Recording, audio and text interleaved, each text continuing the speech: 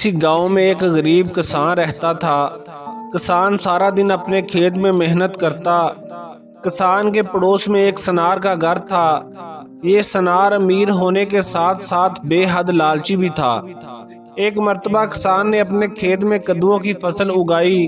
فصل بہت اچھی ہوئی اور کھیت بڑے بڑے کدوؤں سے بھر گیا۔ ایک کدو تو اتنا بڑا ہو گیا کہ اس جیسا کدو پہلے کسی نے نہیں دیکھا تھا۔ کسان بہت خوش ہوا اور اس نے سوچا کیوں نہ یہ غیر معمولی کدو بادشاہ سلامت کو پیش کر دوں۔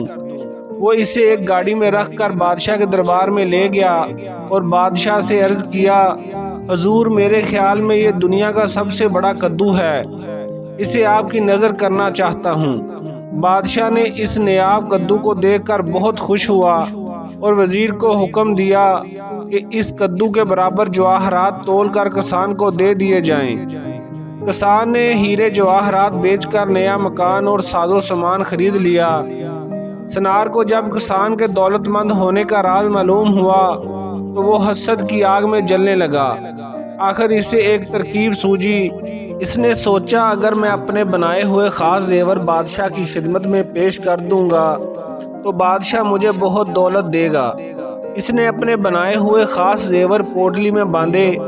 پوٹلی لے کر بادشاہ کی خدمت میں حاضر ہوا اور کہا، بادشاہ سلامت میں یہ خاص زیور آپ کے حضور میں پیش کرنا چاہتا ہوں۔